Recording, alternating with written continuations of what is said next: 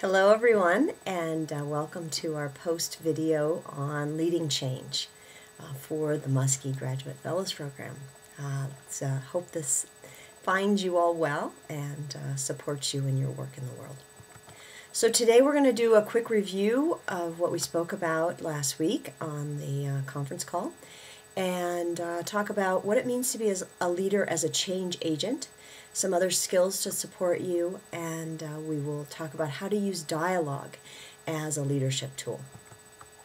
So, change agent as everyday warrior.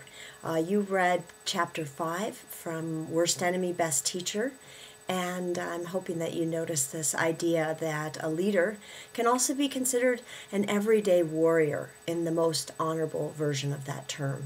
So that you are thinking that as conflict is coming to you, you are acting like a martial artist. You're bowing, getting ready, and reacting well. Your work is to try to keep yourself and others in the game. And this idea that when we're in conflict, if we see it as a game, which is an old proverb, that we play better, we do better, and that you want to be both using your head and your heart at the same time. Some of us can be very smart and strategic in conflict, but forget that we're all the same and that we want to keep our hearts open. Others of us will be loving and kind in conflict and can get beat up in the process. So we want to be both smart and respectful and compassionate. So, what did you notice about those stages we talked about last week? I'm hoping that you've been paying attention to those as you've been going through your day, noticing when conflict comes, how it feels. When you're in the middle of it, how you feel hopeless and helpless as you move to the next stage. Did you notice or continue to watch for this?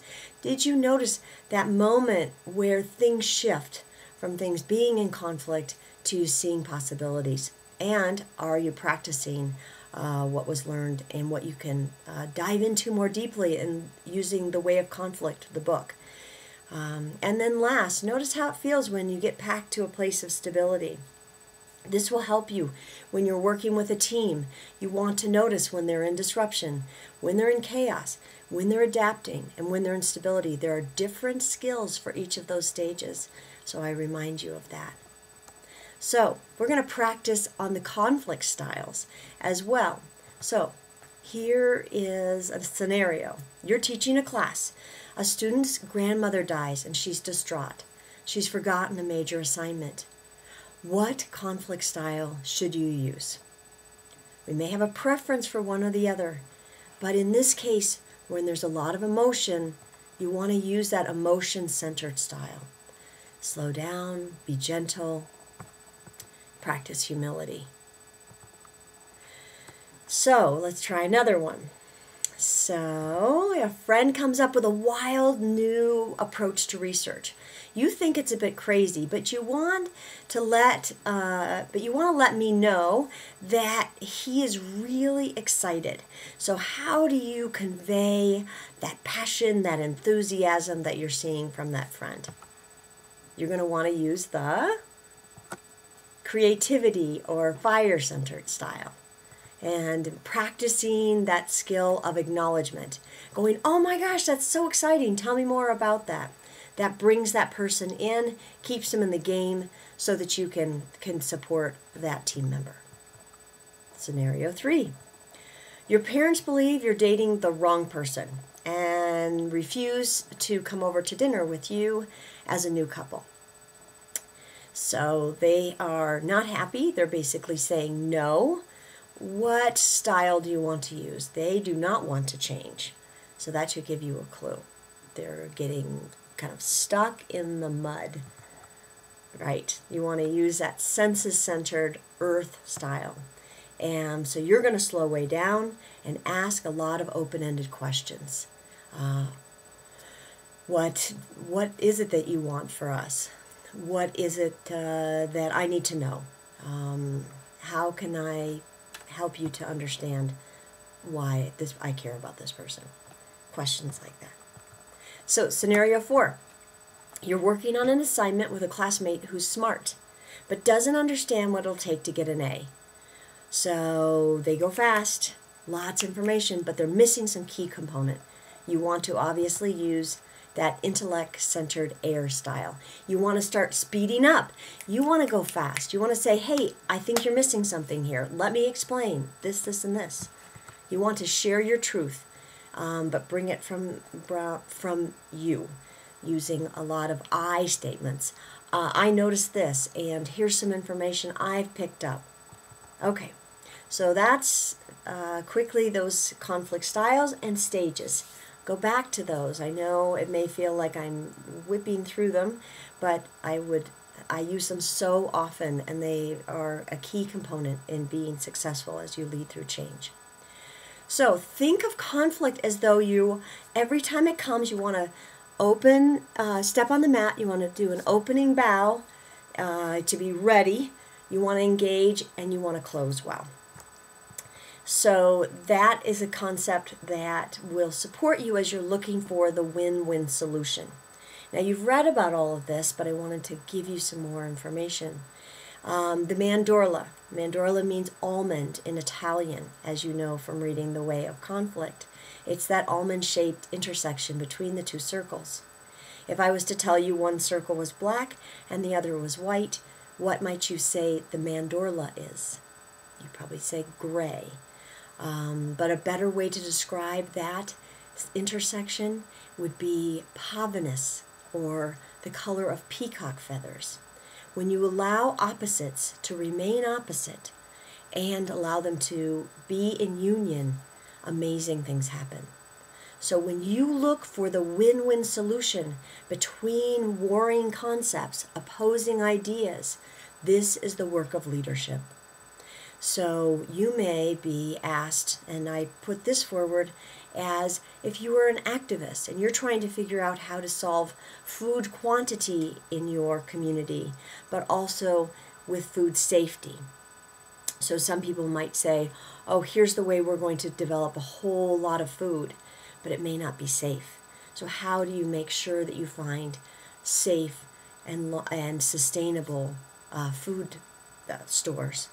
I've worked with, in Montana, people who are very pro-wolf, and then others who are very pro-ranching, and it looks a lot like this.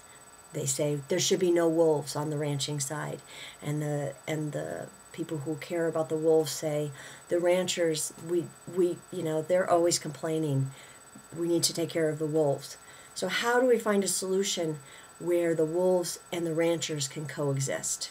That's the work of leadership. That's the work of conflict resolution. You are looking for the win-win solution. What does, if you think of where you are battling opposites, family and work, or it might be how to hold that you really love this, but you're good at this. How do you find the mandorla between those two? It's a key concept. That's the work.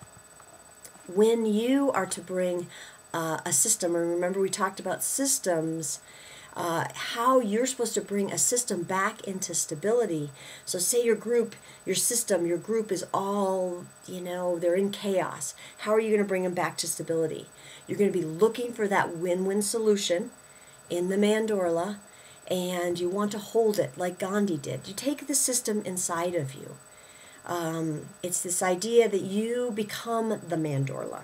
So listening to the chaotic system saying, what do you believe? What do you believe? What do you believe? When Gandhi was looking to move forward in India, he spent at least a year on third-class trains and buses and walking, and he asked everyone, opposing opinions, what does India want? What does India need? And he took India inside of him, and as a result, created the Walking to the Sea for Salt and some amazing campaigns, and changed a country. So what you want to do is you want to gather from as many different windows as possible. Think as though you are in a tower, which you saw on that last chart, and that everyone can see out of a different window.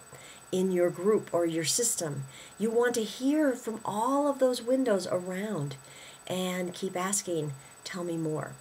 And how practicing holding the opposites within you to say, what solution would make all of these true?